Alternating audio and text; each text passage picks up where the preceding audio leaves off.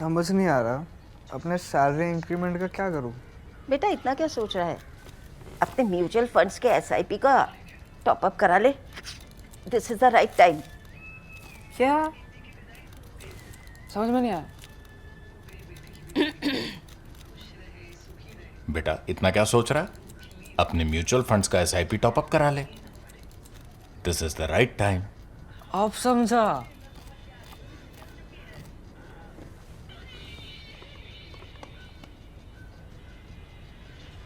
Mutual fund investments are subject to market risks. Read all scheme-related documents carefully. Hello and welcome to a fresh new episode of Geopolitics with Swasti, where Swasti Rao, our consulting editor for strategic and international affairs, takes your questions, dear subscribers, on geopolitical developments around the world. Now, Swasti, a lot has been happening geopolitically, but among the many topics that are currently making headlines, one is the US-India tariff trade wars. As always, yeah. As always. And thereby, I will lead with a question on that. And this is from our subscriber Ajinkya, who says that, trade tools have long been used to influence foreign policies. And it also highlights the need to develop strategic leverage, which is beyond trade. And he feels that India lacks it, and hence it was singled out for punitive tariffs. A lot of other countries have it. Russia has it in form of oil and energy. China has rare earth supply chain and other manufacturing dominance. US has US dollars and defense manufacturing. So his question to you is that do you think thorium reserves which India has in abundance or oil deposits near the Andaman, do you think these can be used as strategic leverage then? Okay, now thanks for that question. It's a good question because we are going to be talking about the other details of India-US trade negotiations a little while later also in this episode, because I saw that there are many questions on that. But since you've asked a very pointed question, let me just get to that. Now, in terms of leverage, so as far as leverage, a general leverage is concerned, I think there is no denying the fact that India's 1.5 billion people, India's position in the Indo-Pacific, India's experience as a country, as the world's largest democracy. I mean, there are so many things that you can perhaps count as positive, leverages. But despite that, let us not confuse ourselves or sort of believe in this illusion that the way we stand today in 2025, we have any major leverage in terms of trade. Now, one thing that I can think of, particularly when it comes to having a leverage, and especially going by the examples you gave, is services. I mean, India has a leverage in services, but the current trade deal that is being negotiated with the United States is only focusing on trade, which is about $130 billion two-way trade, and it is not inclusive of services. So the point is that India has to keep negotiating in order to arrive at a point where it can use its leverage in services, in a positive outcome at least. So right now we don't have that. And to your question on thorium reserves and your question on all the oil reserves in Andamans, I think the short answer is that while India has a lot of reserves, but when you are talking about building reactors from it, it remains, not really a deployable reality. So it's one thing to have a technical know-how of it, and it's another thing to make it profitable, and it's another thing to actually scale it. So the way things stand right now, I mean, they are etched somewhere in future. It's all futuristic. The way we stand here right now in 2025, we cannot really use that as a leverage. And same for the oil reserves in the Andamans, because this is one thing that we keep talking about. There is just so much hue and cry on how much of oil we'll end up importing, which is about 88% of our total consumption every single day, which comes to about 4.33 million. This is another thing that we keep talking about all the time, that out of our total consumption, total requirement, which is about 5.5 million barrels per day, about 88% we keep importing, and the domestic production is still very sluggish at about 12%. In fact, as our economic needs have grown, the domestic production has not grown. And we should be talking in a long-term strategy of how to ramp up our domestic production. So the domestic production requirement is about having the efficient oil drilling technologies and so on and so forth. So just having reserves doesn't really mean that it's tantamount to saying that we have a leverage. So services, I think, in my opinion, is a real leverage, but unfortunately, especially with the US, we are not there yet. And that's why negotiations are important. So, Swasti, before we move on to the, the larger nuances of the whole US-India trade deal and where Trump stands, there's a question on Japan from our subscriber, Anubhav Saxena, which I would like to take. And he says that, how do you gauge relationships between India and Japan? What, according to you, are the points of convergence and what are the points of friction between the two countries? Now, Japan and India have a wonderful relationship. Japan and India have always regarded each other as natural partners. Reason being that we don't have any historical baggage, okay? And we have a lot of philosophical, sociological similarities in terms of how that society is structured by way of the values of Confucianism, Buddhism, etc.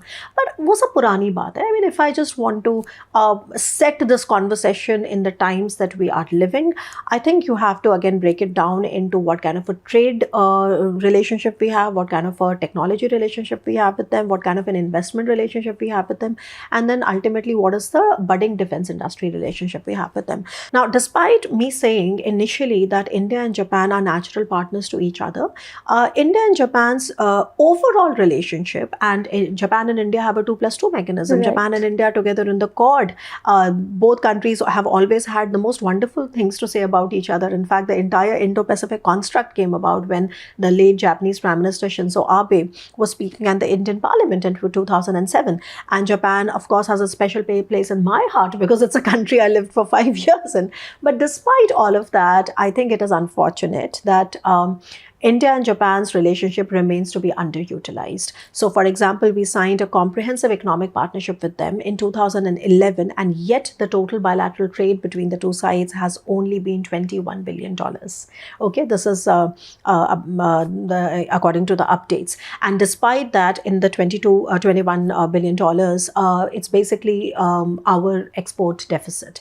Now, that's one part, but of course, India has been one of the largest ODA recipients from Japan, which is the official development assistance, because since Japan, I think Japan has a historical context of not really been having an active army and active defense forces that they could really send away from their country, and that changed in 1994, but for a long time they had that. So Japan developed the soft tool, okay, of official development assistance by way of, spreading their leverage and influence and, the soft power basically.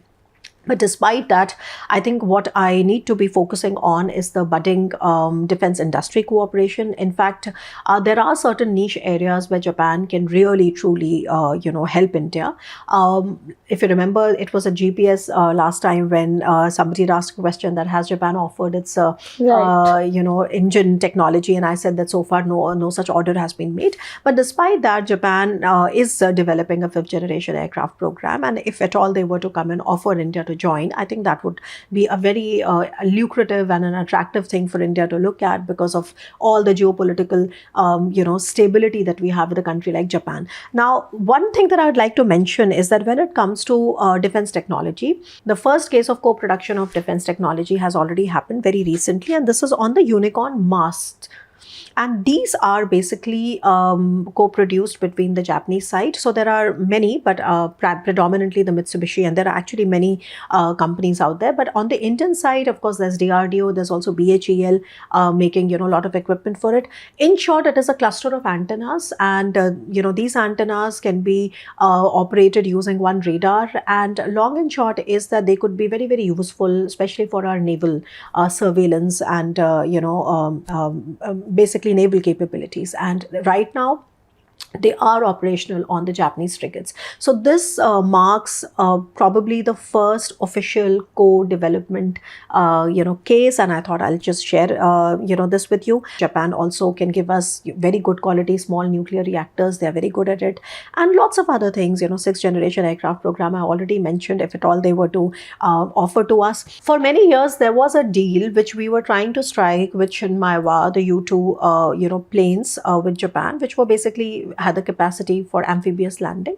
It didn't really go anywhere, and it did create, I would not say friction, frankly, but a bit of a miscommunication on why it is stuck. So after a lot of, I would say, discussions, the Indian side decided that we don't really require, an amphibious kind of a landing for our aircraft, etc. They were quite expensive as well, but that's behind us. So I think when it comes to all these factors, and let's not forget a very important thing about triangular cooperation and also the joint exercises, because Japan is a part of the Quad, and at least so far, I mean, Donald Trump is obviously giving everything a completely different spin, but so far, I mean, Quad has been one of the most important and potent examples of plurilateral cooperation in the Indo-Pacific, and especially countries that are worried about China's unilateral change in the status quo have been coming together in Quad, and Quad has had wonderful initiatives in terms of developing maritime domain awareness and linking their information portals, etc., to get real-time information and intelligence sharing to the extent possible, of course. So a lot of things are in the offing already, but of course it depends on how Donald Trump is going to look at it. But that's one part. Otherwise as well, Japan has been a major developmental partner for India. Japan has invested heavily in India. So it's one thing to say that trade has not been equal, but then Japan has also been a large investor. And even now, if you carefully see India's northeast, right, and if you look at India's ambitions to link the, to build this trilateral highway between India, Thailand and Myanmar. So if you carefully see, Japan is supporting these projects, okay, and Japan is anyway investing a lot in India's northeast. So we can actually find lots of areas of synergy and cooperation where India-Japan ties can, in my opinion, enter the next level, because they remain underutilized. And it's unfortunate because Japan is one country with whom we have literally no baggage of history. And if I get into the historical niceties, of course, we don't have time for that, but it's been a wonderful, wonderful, relationship. And I'm sure you know the wonderful story of Subhash Chandra Bose and his Azad and Fauj, etc., and the connection with Japan. But bringing it just back, I would really want to see the ties take a new momentum. And we also have to keep in mind the fact that Pakistan is also trying to now make inroads into the Japanese, ecosystem, which will happen because Pakistan is a state and Japan has also relations with Pakistan. And this is not about a mutually exclusive kind of a way of looking at strategic relationships. But all I'm saying is that at a time when a lot of our plans are not working the way we expected them to work, I think it's also time to sort of reflect and double down on relationships that offer so much potential to us. And on that note, firstly, I'll take another question, and this is on China-Taiwan relations and, the role of India. And this is from our subscriber Average Rights, who asks that in the event of a Chinese invasion of Taiwan, what do you think would India's response be? Okay, I think the first response would be a lot of hue and cry, because it is certainly a worst case scenario that nobody wants. But your question is hypothetical, and you have basically asked me what would India's reaction be. India would stay out of it, And now I know where this question comes from, because many a times there is this little discussion on a logistic exchange agreement that we signed with the United States. It's called LEMOA, which is a special version suited to India of the original logistic support, agreements that United States signs with lots of its close ally, the LSA. So LEMOA, which we signed in 2016, which is one of the 4 foundational agreements we signed with the United States, that has actually also brought India and United States very close. According to LEMOA, which is a logistics exchange, agreement, India will be bound to provide, for example, refueling assistance and access and those kind of things to United States, considering, and this is all in the realm of speculation and hypothesis, considering a situation where United States is probably doing some kind of a naval activity in the Indo-Pacific and would require some kind of an assistance from India. So because India is a signatory to LEMOA, India would be bound to provide that kind of assistance. But just providing that kind of assistance would not mean, unlike a lot of people argue, that India is going to naturally get sucked into the Taiwan conflict. That's not the case, because I can tell you that in the Gulf War of 1991, India was vehemently critical of United States actions, and yet, despite the fact that we had no agreement in place, we did provide some assistance with refueling, etc., to their, capabilities. So what I'm saying is that just by providing the refueling assistance, you don't really become party to the conflict. So I do not buy the agreement that under LEMOA, whatever India lands up doing, if at all, and there's a big if there, because please remember that United States response in the case of a full-fledged conflict in Taiwan is also operating in the realm of strategic ambiguity. Right. So right now we are just basically creating ideas in our head, but I'm just telling you what is the most likely thing. So the most likely thing is that India is going to stay out of it, and if at all the United States gets into some kind of a military activity or naval activity in the region, and India is then by way of LEMOA pulled into it, it would not be the same, because even then India would maintain a political neutrality, and India should be looking at trying to stabilize the situation as much as possible. In fact, that is the reason why all the countries are so worried about creating more resilience in supply chains, because Indo-Pacific, and especially the Malacca Strait and that region, is actually a very, very dense region for the world trade, and that is why most countries are worried about that worst case scenario. On that very interesting note, Swasti, we come back as promised to the Trump question and India-US relations, and there are lot of subscriber questions on what is happening with the India-US relations. I'll just club a few of them. The core essence of all the questions, as far as I understand, is how does India handle Trump, and what is your overall assessment of where things stand in the India-US relations in this era of Trump. There are questions by our subscribers like Tanu Su and others. Tanu Su asks a question on how should India look at signing a trade agreement with US? Should it wait for a few months and be more pragmatic than be in a hurry? And if Indian administration agrees to buy more fuel from US instead of Russia, does US actually have that much fuel? Then Nikunj Sanghai has a question on tariffs and weaponization of foreign policy. So disruptions on trade, disruptions on geopolitical alignments. How do you see the entire situation? I will also, put in a few other questions. I think you can address all of them together. And this is from Ashish Dev Singh, who also has a question on Trump. But his question is a bit different, and he asks, how much pressure do you think US diaspora can put on, these matters of geopolitical... the Indian diaspora, the Indian diaspora living in the US. Okay, so I understand there are there are many angles to it, and like I said that when we are discussing Trump, it's not just a question, it's a quandary. So let's just try to deconstruct it a little better. So let's start with where things are. See, now with Donald Trump, we know that he is looking at the world with the lens of tariffs. So he genuinely believes in the theory that if United States has a trade deficit with a country, he has to put tariffs on that country so that he can reduce the trade deficit, and he's convinced about the fact, and I don't know where he's getting his economic logic from, but I'm not relevant there. I think as long as this is being bought by MAGA and this is being bought by the American voters, I think he continues with that, which is that if the tariffs, imposing tariffs is going to bring the trade deficit down.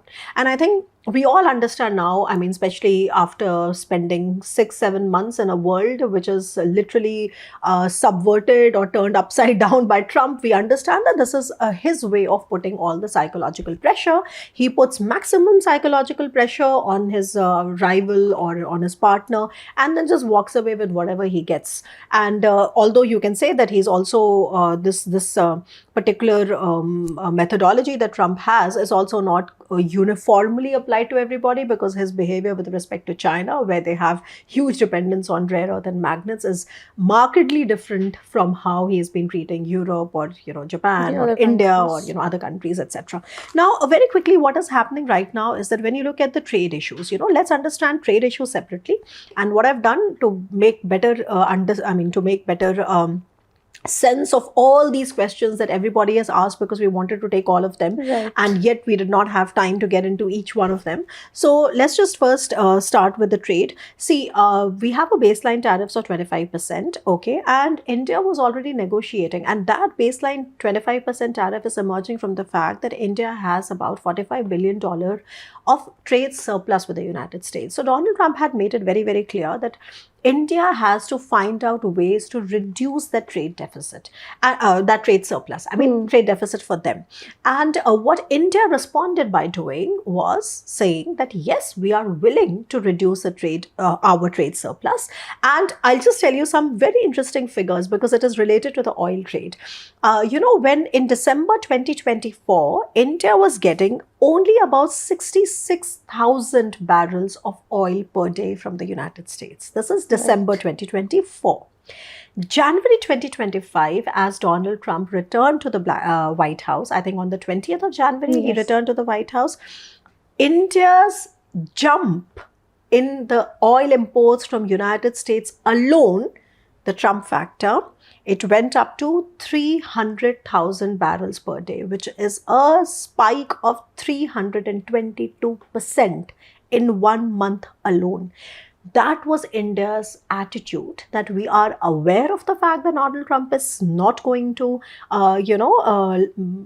sort of let us have this trade surplus, and we had become very, very mindful. By June 2025, we had already started to import 440,000 barrels per day. Okay, so India was already doing that.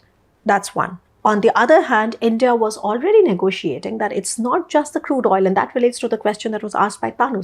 Right. So, of course, crude oil is, and this is all crude oil data. But then, when you talk about the energy basket that you get from a country, there are many more commodities. So, for example, there is LNG, there is LPG, जो cooking gas होती है. There's butane, there's propylene, there's a lot of things. And India, of course, there is a limit to how much crude oil we can get from the United States, because there are also Middle Eastern partners. And then I am going to connect it to Russia, but I'm just trying to here tell you the situation with the United States.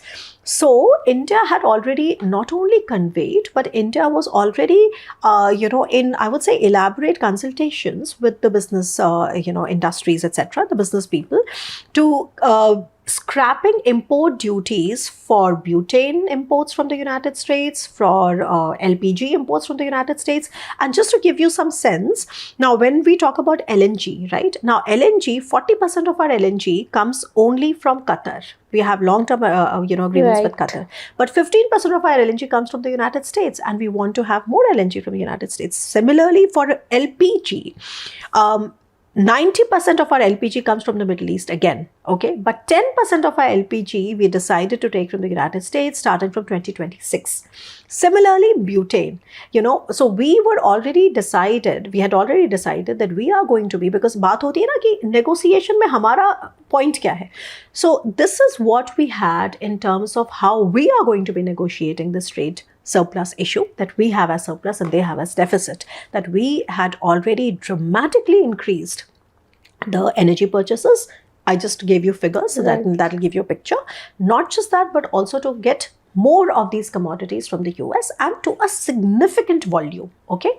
Now, as you know that the additional 25% that Donald Trump has put on us as punitive tariffs for buying Russian oil is something that has come out of almost nowhere, because this was never a part of the negotiations from the beginning.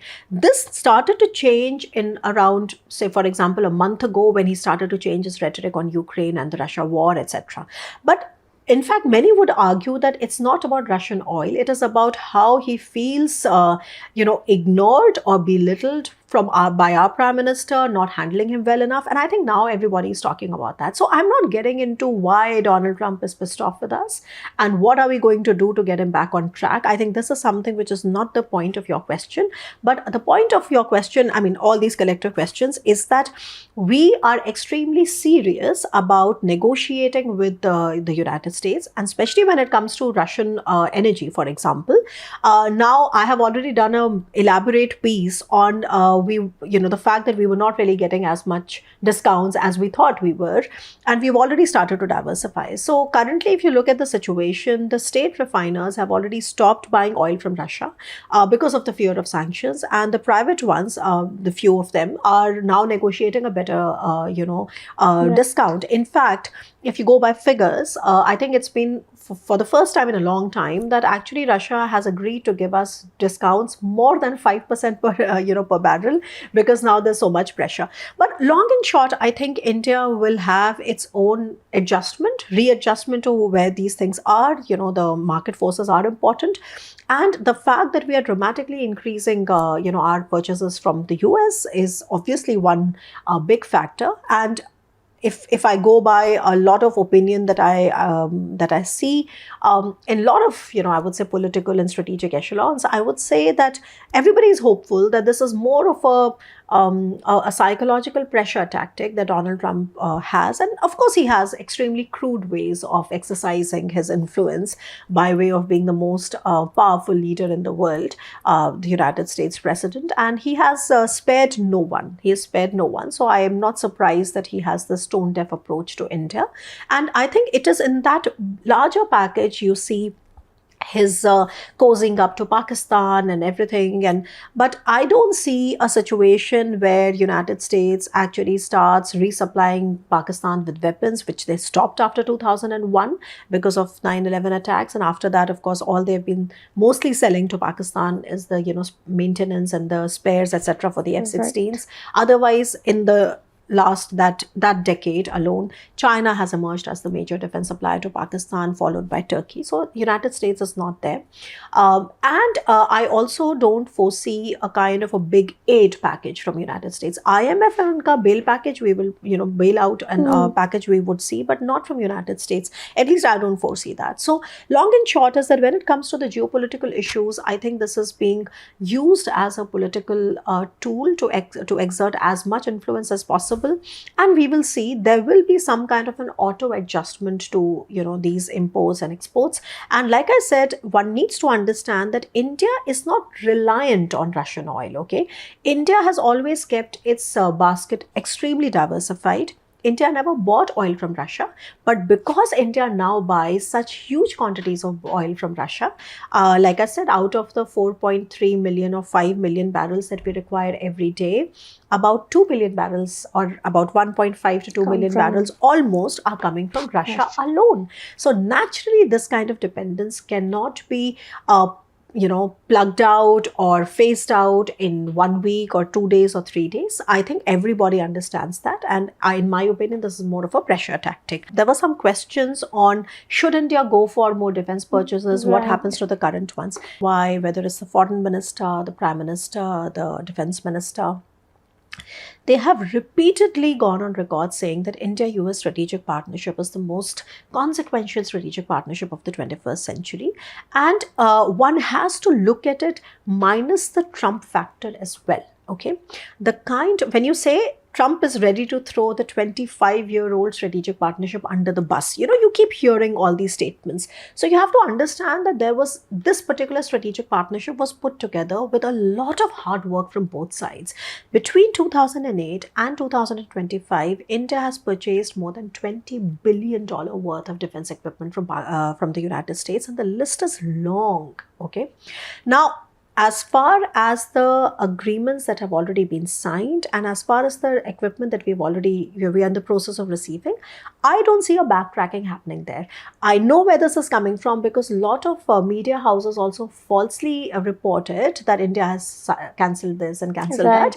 But that was not true. Something that has been signed will not be cancelled. As far as the GE 414, the GE 404 and the 414 engines are concerned, or whether, I mean, it's the Predator drones, or the maritime surveillance equipment that we get from them, lots of howitzers, etc. A lot of equipment we get from the United States, that will be on track. But I am not hopeful of India signing completely fresh defense deals with the United States if Going Donald ahead. Trump continues with this attitude. Now, this can come up as a part of the quid pro quo if Donald Trump also softens his stance on India and tries to talk reasonably again, because then it can become a part of the quid pro quo. Okay, that you also understand we cannot completely cut our imports of Russian oil in a jiffy. And this is what we promise to you, because end of the day, you want your trade deficit to be addressed, and these are the ways in which we are going to do it. So I think as far as that is concerned, I do see that this may be a part of the quid pro quo, if at all Donald Trump changes his views. But the way things stand right now, the way the relationship looks damaged right now because of Donald Trump's utterly obnoxious behavior of almost treating India as a vassal state, I think that will not go down anywhere. But then there is also a technological cooperation, a thriving technological cooperation on semiconductors, etc.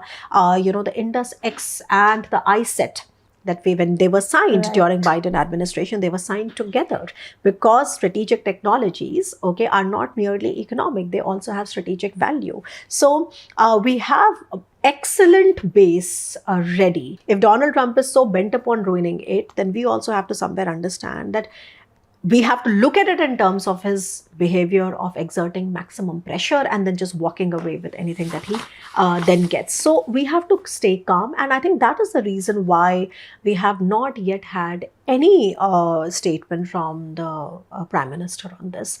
So let's see. And now there was this question on Indian diaspora. Okay. So very quickly, I am of the opinion that despite the fact that about 5 million Indian origin people live in the United States, we have not really been able to create a pressure group or a lobby, within the Republicans in order to protect or in order to give a cushioning to India-US relations, and which is very obvious. I mean, contrary to how the Israeli lobby has been very successful, and of course, Israeli lobby is something that everybody knows very well.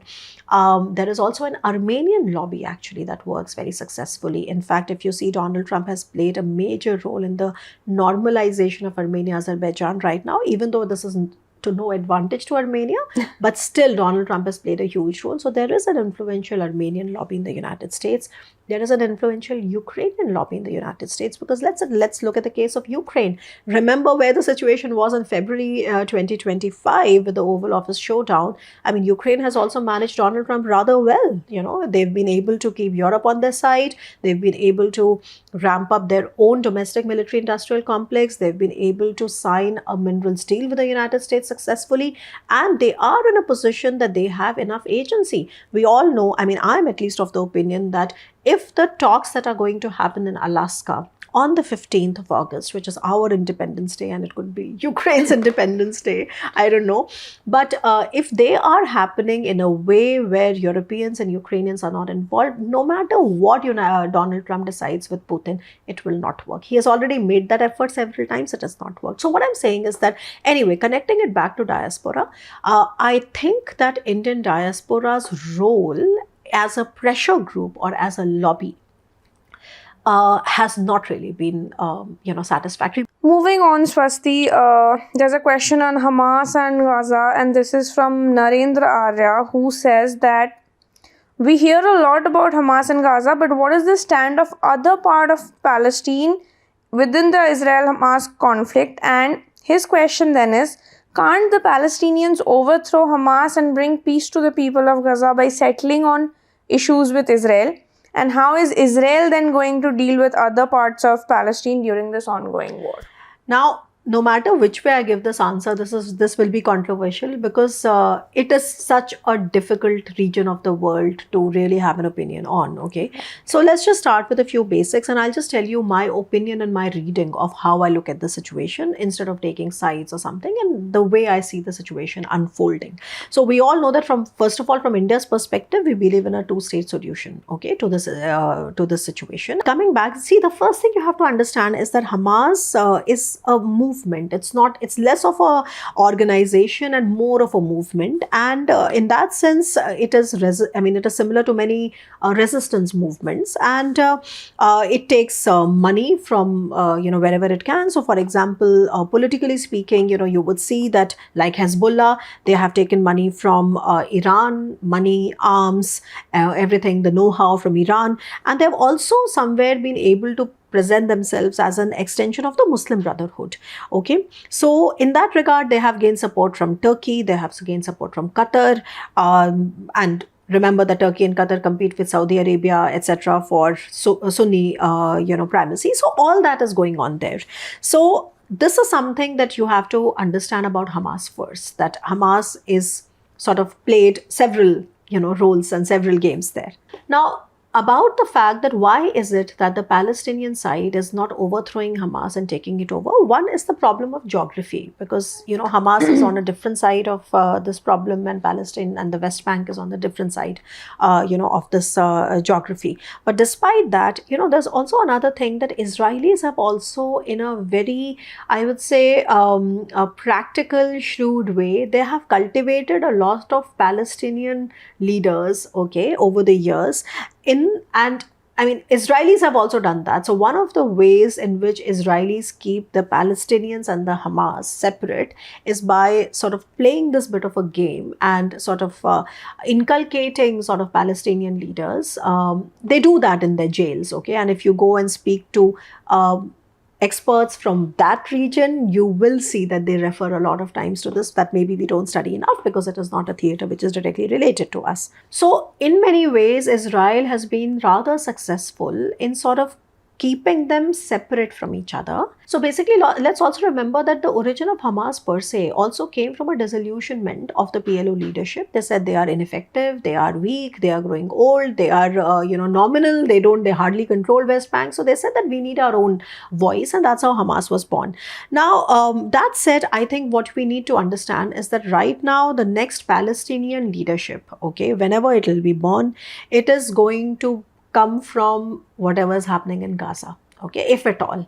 Okay, this is going to come from Gaza, and they will not be raised in parliamentary politics or campaign culture in the way Israel wants, because the destruction in Gaza has reached to a level that if you talk to people from that region, the anger that you see there, it is very likely that if there is anything that can be called or labeled a leadership, it is probably going to emerge from those rubbles and that destruction, and not from how Israel has been cultivating, the PLO leaders lately. And then so far, I think for a good one generation, I think we have not been able to see like a real leadership emerge for the PLO, and that is why they had got completely sidelined. So to your question, why is it that they are not able to come and take over, is because there is no leadership, okay, that way. Just to circle it back to the question that you asked, I'm just trying to keep it simple, saying that right now, the kind of situation of leadership that we see in the PLO, because if you remember, there's been massive campaigns from Israel's side against Hamas, against Hezbollah, also Houthis, against Iran itself, and against a lot of these, Shia militant groups as well. But we hardly heard anything about the PLO. So the reason, I think it's pretty clear that there is actually no leadership right now, and Israel had a different way of managing the PLO question. Some of the ways I told you that I learned in my conversations from experts who are working on that region. With that note, Swasti, we end this episode, and thank you so much for tuning in. We look forward to your questions in the next episode.